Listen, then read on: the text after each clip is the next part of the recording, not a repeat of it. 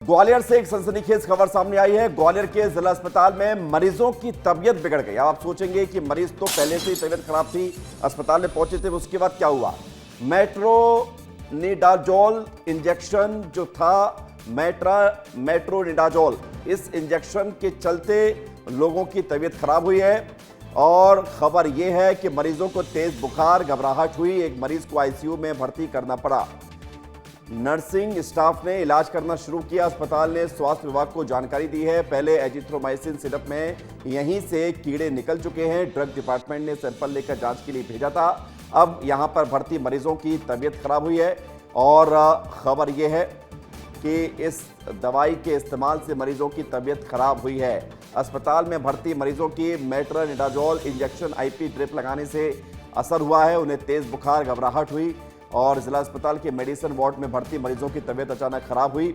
और अनिल गौर हमारे साथ जुड़ गए जरा जानकारी के लिए। अनिल, जिला अस्पताल में लोग बीमार होके तो आते ही हैं स्वस्थ होने के लिए, लेकिन कभी यहाँ पर दवाइयों में कीड़े निकलते हैं तो कभी दवा ऐसे दी जाती है कि लोग और बीमार पड़ जाते हैं। क्या खबर है पूरी? बिल्कुल, देखिए विवेक, जिस तरीके से ग्वालियर का जिला अस्पताल में जो दवाएं आ रही हैं वो अब सवाले के घेरों में हैं, क्योंकि अभी जो सिरप वाला मामला सामने आया और फिर जो एंटीबायोटिक ड्रिप है उसे चढ़ाने के दौरान जो यहाँ पर जो मरीज भर्ती थे, अचानक उनकी तबीयत बिगड़ने लगी। यानी उनको बुखार अचानक आने लगा, घबराहट होने लगी और इसके साथ ही उनके शरीर पर चिकत्ते जैसे पड़ गए। आनन फानन में उस ड्रिप को बंद किया गया और उसके बाद जो वहाँ पर नर्सिंग स्टाफ है उसे सूचना दी गई। उसने आके उन ड्रिपों को बंद किया, फिर उसके बाद उनको इंजेक्शन लगाया गया, तब जाके वो सामान्य हुए। और ऐसे मरीजों की संख्या 3 से 4 है, वो अभी भी जिला अस्पताल में भर्ती हैं। उनका साफ तौर पर जब हमने बात की तो उनका यही कहना था कि जो एंटीबायोटिक ड्रिप उनको लगाई गई थी उससे उनकी तबीयत बिगड़ने गई। और एक मरीज तो ऐसा था कि जिसको आईसीयू में भर्ती कराया गया। तो सबसे बड़ी बात यह है कि जिला अस्पताल में चाहे वो सिरप हो या फिर इंजेक्शन हो या ड्रिप हो, वो जो आ रही है वो लगातार उन मरीजों को परेशानी क्यों हो रही है, ये सबसे बड़ा सवाल है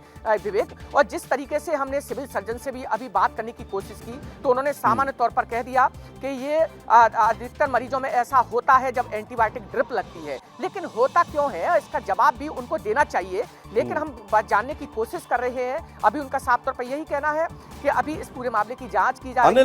अनिल, चूंकि अब आप ये बात कह रहे हैं कि आपने जब बात करने की कोशिश की तो ये कहा जा रहा है कि मरीजों को ऐसा होता है, लेकिन इसके पीछे लापरवाही सामने आई है। ये बात मानी गई है, नहीं मानी गई है कि जो दवा दी गई वो दवा देनी चाहिए थी या नहीं देनी चाहिए थी, इसको लेकर कुछ जानकारी मिल पाई है? सभी मरीज किस बीमारी के चलते यहाँ पर भर्ती हुए थे, किस वार्ड में थे, ये कुछ जानकारी मिल पाई है? बिल्कुल बिल्कुल, देखिए विवेक, मैं अभी उन मरीजों के पास से ही होकर आया हूं। उन्होंने ये कहा है कि हम 3-4 दिन से बीमार हैं और मेडिसिन वार्ड में बी ब्लॉक में वो भर्ती हैं।